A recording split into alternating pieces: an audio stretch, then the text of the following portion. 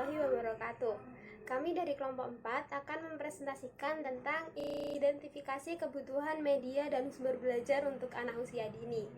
Nah, pada kelompok ini ada 3 anggota. Yang pertama ada Bani Kamilawati, NIM 5042, dan yang kedua ada Sofia Turjana, NIM 5057, dan yang terakhir ada Fira Nur Ifani, NIM 5071. Sebelumnya saya akan memperkenalkan diri terlebih dahulu. Perkenalkan, nama saya Sofia Turjana, NIM 5057. Di sini saya akan menjelaskan tentang identifikasi kebutuhan media dan sumber belajar untuk anak usia dini.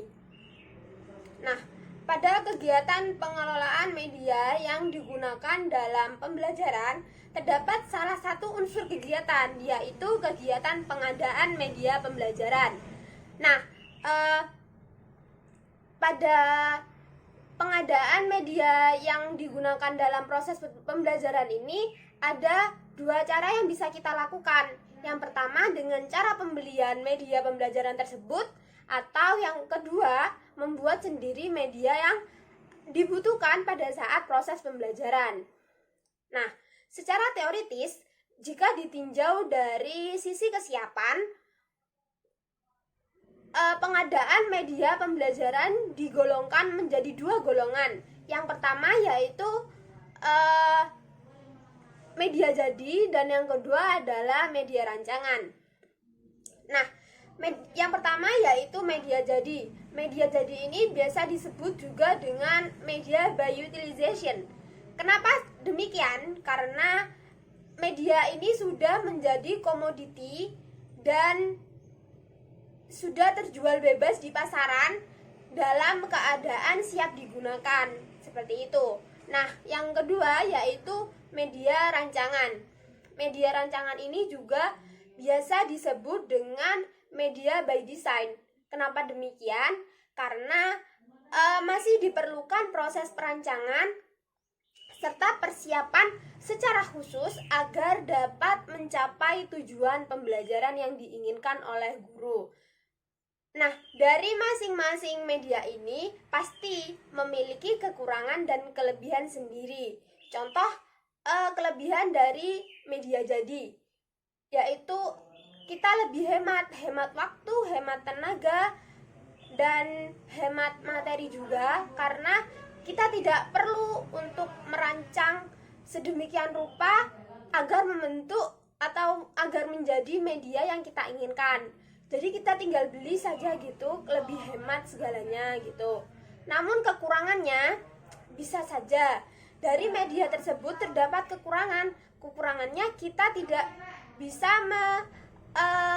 mencapai tujuan pembelajaran yang kita inginkan. Nah, keuntungan dari media rancangan 90%, hampir 90% itu guru bisa mencapai tujuan pembelajaran yang dia inginkan. Nah, kekurangannya kita lebih lama dalam proses pengadaan media pembelajaran tersebut karena kita masih perlu merancang dan mempersiapkan bahan-bahan yang dibutuhkan pada saat proses pembuatan media pembelajaran tersebut. Materi kedua yang akan saya sampaikan yaitu tentang faktor dalam pemilihan media pembelajaran untuk anak usia dini. Di sini ada beberapa faktor yang harus kita jadikan pertimbangan pada saat pemilihan media pembelajaran. Faktor pertama yaitu tujuan pembelajaran yang ingin dicapai. Jangan sampai kita melakukan pengadaan media pembelajaran di mana media pembelajaran tersebut tidak selaras dengan tujuan pembelajaran yang kita inginkan, yang kita ingin capai, seperti itu. Kemudian yang kedua, kita juga harus memperhatikan karakteristik dari peserta didik atau sasaran pembelajaran kita. Kemudian yang ketiga ada jenis rangsangan belajar yang digunakan. Kemudian yang keempat ada kondisi atau keadaan lingkungan belajar kita. Kemudian yang kelima ada jangkauan yang akan kita layani. Nah, 5 kriteria tersebut ditetapkan sebagai acuan atau landasan langkah pemilihan media pembelajaran untuk anak usia dini. Yang ketiga, saya akan menjelaskan tentang beberapa patokan yang harus dipertimbangkan dalam pemilihan media pembelajaran. Patokan pertama yaitu media pembelajaran harus sesuai dengan kebutuhan peserta didik agar dapat mendukung tercapainya tujuan pembelajaran dengan baik. Kemudian yang kedua, pemilihan media pembelajaran berlandaskan asas manfaat. Nah, untuk apa dan mengapa penggunaan media pembelajaran tersebut itu jelas gitu. Kemudian yang ketiga ada menggunakan dua sudut pandang. Sudut pandang pertama yaitu sudut pandang dari peserta didik dan guru, dan sudut pandang kedua adalah sudut pandang kepentingan lembaga. Mengapa demikian? Karena agar muncul keselarasan antara guru, siswa, dan kepentingan lembaga, agar tidak ada agar salah satu pihak itu tidak merasa dirugikan. Nah, kemudian yang keempat ada media pembelajaran berlandaskan kajian edukatif. Nah, kajian edukatif ini berlandaskan pada kurikulum yang ada, sehingga mencakup berbagai bidang yang harus dikembangkan, karakteristik, serta beberapa aspek peserta didik yang harus kita kembangkan. Nah, kemudian yang kelima ada pemilihan media pembelajaran sesuai dengan persyaratan. Kualitas menjadi salah satu syarat pada saat pemilihan media pembelajaran, seperti kesesuaian dengan tujuan pembelajaran. Kemudian yang kedua, kekuatan dari media pembelajaran itu sendiri. Kemudian yang ketiga, corak warna. Kenapa corak warna menjadi syarat? Karena tujuan pembelajaran kita sasaran tujuan pembelajaran kita adalah anak usia dini. Jadi semakin menarik corak warna pada media pembelajaran tersebut dapat menarik perhatian peserta didik kita. Kemudian ada kesesuaian dengan umur dan fase peserta didik. Kembali lagi karena sasaran pembelajaran kita adalah anak usia dini. Dan yang terakhir ada kelengkapan lainnya. Kemudian yang keenam ada pemilihan media pembelajaran yang memperhatikan keseimbangan koleksi. Media pembelajaran pokok dan penunjang telah disesuaikan dengan kurikulum. Kemudian yang terakhir ada memudahkan guru dalam pemilihan media pembelajaran. Nah, yang terakhir ini guru dapat menggunakan alat bantu penelusuran informasi seperti buku kajian atau bekerja sama dengan komponen kelembagaan lainnya. Nah, sekian, terima kasih. Akan dilanjutkan oleh rekan saya. Assalamualaikum warahmatullahi wabarakatuh. Perkenalkan, nama saya Fira Nur Ivani, NIM 5071. Kali ini saya akan menjelaskan materi identifikasi pengembangan media pembelajaran anak usia dini. Nah, yang pertama saya bahas ada perencanaan. Perencanaan sendiri merupakan hal yang paling penting dilakukan dalam suatu kegiatan. Kemudian pendidik harus melakukan mengidentifikasi kebutuhan media yang berada di lingkungan pendidikan anak. Tidak hanya itu, untuk membuat media pembelajaran, pendidik harus sesuai dengan tema dan tujuan yang diinginkan. Kemudian yang kedua ada perancangan. Untuk membuat suatu media pembelajaran untuk anak usia dini, pendidik harus mempersiapkan dan merencanakan sesuai dengan kebutuhan media yang akan dibuat. Dan yang terakhir ada pembuatan media pembelajaran. Pembuatan media pembelajaran ini merupakan tahap yang terakhir dalam mengembangkan media pembelajaran, karena dalam prosesnya produk ini akan dibuat sebagai sumber pembelajaran di sekolah untuk anak usia dini. Selanjutnya, materi prinsip-prinsip dalam pembuatan media pembelajaran di PAUD. Nah, yang pertama, media pembelajaran yang multiguna. Multiguna ini merupakan media yang digunakan dalam mengembangkan berbagai aspek perkembangan anak, misalnya menggunakan alat permainan bola tangan. Dengan cara bola tersebut dilemparkan ke arah lawan mainnya, yang bisa mengembangkan aspek perkembangan motorik anak. Kedua, bahan mudah didapat dan murah. Dalam membuat media pembelajaran, pendidik tidak perlu membeli bahan-bahan yang mahal, melainkan bisa menggunakan barang-barang bekas, seperti menggunakan barang bekas susu bubuk yang bisa digunakan sebagai kapal-kapalan. Ketiga, tidak menggunakan bahan yang berbahaya bagi anak. Jadi, sebagai pendidik, kita harus memperhatikan bahan apa saja yang boleh digunakan dan tidak boleh digunakan. Nah, keempat, dapat menimbulkan kreativitas. Ketika media tersebut dimainkan oleh anak, secara tidak langsung timbul imajinasi anak, kemudian bisa bereksplorasi dan bereksperimen. Yang kelima, sesuai dengan tujuan dan fungsi sarana.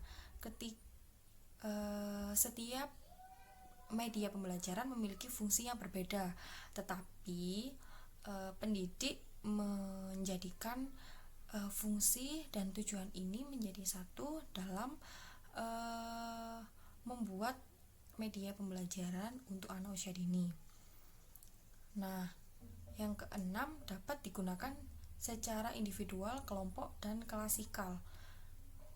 Dalam menggunakan media ini, anak bisa menggunakannya secara individu, kelompok, maupun klasikal. Nah, yang ketujuh, sesuai dengan tingkat perkembangan anak. Nah, tingkat perkembangan anak berbeda dan berpengaruh terhadap jenis permainan yang akan dibuat oleh pendidik. Nah, seperti puzzle. Nah, puzzle ini tingkat kesulitan dan jumlah kepingan gambar yang disusun oleh anak akan berbeda dengan TKA dan TKB. Hal ini disebabkan dari kemampuan yang dimiliki anak pada kedua tingkat tersebut berbeda. Kemudian setelah mempelajari atau memperhatikan prinsip-prinsip dalam pembuatan media pembelajaran di PAUD, selanjutnya seorang guru harus memperhatikan syarat-syarat dalam pembuatan media pembelajaran di PAUD. Nah, di sini dapat dibagi menjadi 3. Yang pertama, segi edukatif, yang kedua segi teknik, dan yang terakhir ada segi estetika. Nah, untuk segi edukatif sendiri, dalam membuat media pembelajaran, guru harus sesuai dengan kurikulum PAUD dan kaidah mengajar, karena dapat meningkatkan kreativitas anak dan bisa mendorong proses belajar mengajar anak. Nah, yang kedua, segi teknik. Untuk segi teknik sendiri, pendidik harus mematuhi langkah-langkah pembuatan media pembelajaran agar hasilnya maksimal. Dan yang terakhir ada segi estetika. Nah, estetika sendiri harus memiliki nilai atau unsur keindahan, seperti bentuk media yang unik, kemudian warna dari media tersebut, dan sesuai dengan ukuran yang telah ditentukan. Nah, terima kasih. Selanjutnya materi akan dijelaskan oleh teman saya. Baik, di sini saya akan menjelaskan penggunaan media pembelajaran di lembaga PAUD. Pengertian media pembelajaran itu sendiri merupakan media atau alat yang menjadi perantara dalam menyampaikan pembelajaran pada anak usia dini.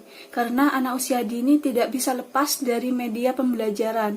Namun prinsipnya alat yang digunakan sebagai media pembelajaran tersebut harus mampu menstimulasi semua aspek perkembangan anak dan mampu mengatasi rasa bosan pada anak sehingga pembelajaran berjalan dengan efektif. Menurut Hamalik berpendapat bahwa penggunaan media pembelajaran dalam proses belajar mengajar di taman kanak-kanak dapat membangkitkan keinginan dan minat yang baru, membangkitkan motivasi dan rangsangan kegiatan belajar, dan bahkan membawa pengaruh-pengaruh psikologis terhadap anak. Berikut macam-macam penggunaan media pembelajaran pada pendidikan anak usia dini, yakni antara lain yang pertama, media audio.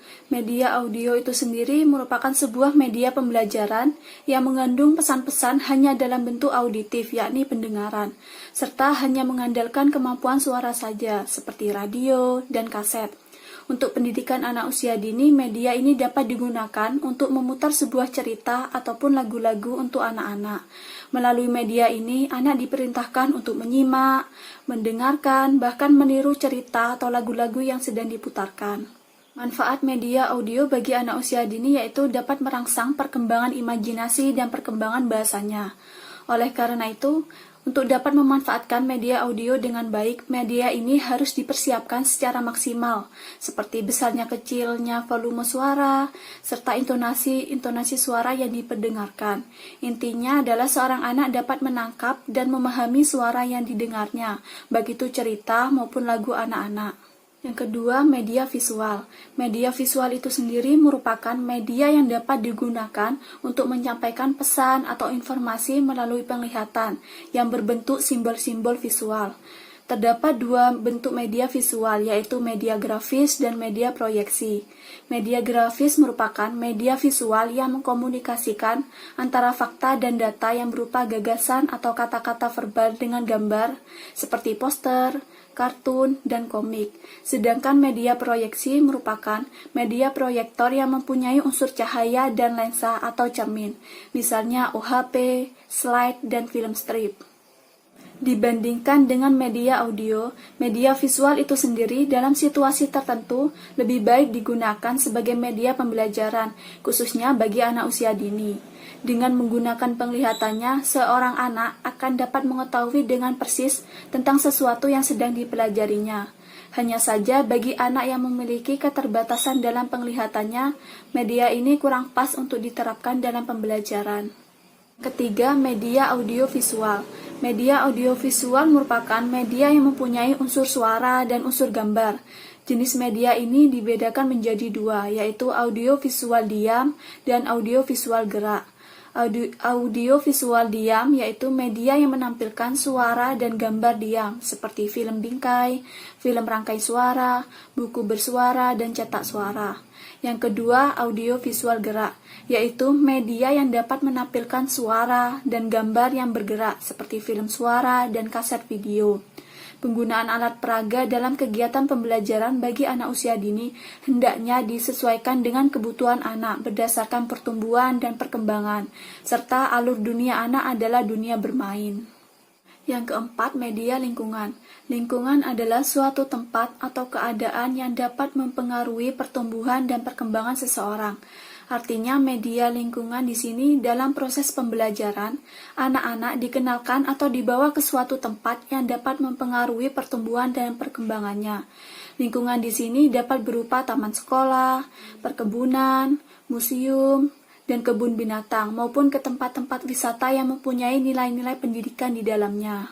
Dengan kata lain, media lingkungan dapat diartikan sebagai tempat bagi anak usia dini untuk bereksplorasi, bereksperimen, dan mengekspresikan diri untuk mendapatkan konsep dan informasi baru sebagai wujud dari hasil belajarnya. Yang terakhir, yang kelima, media permainan. Media permainan merupakan media yang sangat disukai oleh anak-anak. Permainan ialah suatu benda yang dapat digunakan peserta didik sebagai sarana bermain dalam rangka mengembangkan kreativitas dan segala potensi yang dimiliki anak. Media permainan dapat berupa meronce, puzzle, menyusun balok, dan lain sebagainya. Prinsip penggunaan sebagai media pembelajaran adalah permainan tersebut mempunyai unsur keamanan dan kenyamanan. Alat peraga dalam bentuk permainan haruslah bersifat edukatif. Alat peraga edukatif atau disebut juga dengan APE sengaja dibuat bagi anak untuk merangsang berbagai kemampuan dasar pada anak, sehingga pendidikan yang berlangsung pada mereka tetap dirasakan sebagai suatu kegiatan yang menyenangkan. Selanjutnya, manfaat penggunaan media pembelajaran di lembaga PAUD. Media pembelajaran itu sendiri banyak memberikan manfaat bagi anak, baik yang berkenaan dengan proses perkembangan otak maupun yang berhubungan dengan kreativitas anak. Berikut ini manfaat dari penggunaan media pembelajaran, antara lain yaitu: yang pertama, pembelajaran dapat lebih menarik. Maksudnya, dengan media yang kita gunakan, pembelajaran akan lebih menarik perhatian peserta didik dengan warna-warna yang beragam dari media yang kita gunakan. Yang kedua, pembelajaran lebih interaktif. Dengan media yang menarik dan berwarna, peserta didik akan lebih aktif dalam mengikuti pembelajaran yang sedang berlangsung. Yang ketiga, waktu pelaksanaan pembelajaran akan lebih pendek. Dengan menggunakan media pembelajaran, waktu pembelajaran dapat lebih singkat lagi karena kita tidak perlu menjelaskan terlalu panjang. Dan yang terakhir, yang keempat, proses pembelajaran dapat berlangsung kapanpun dan dimanapun. Maksudnya di sini media pembelajaran yang kita gunakan tidak perlu kita buat sendiri. Misalnya ketika kita sedang di luar kelas, medianya bisa dari alam seperti daun, ranting, bebatuan, dan lain sebagainya. Sekian presentasi dari kelompok kami. Apabila terdapat kesalahan maupun kekurangan dalam video kami mohon maaf sebesar-besarnya. Terima kasih telah menonton video dari kami, semoga bermanfaat. Dan kami akhiri, wassalamualaikum warahmatullahi wabarakatuh.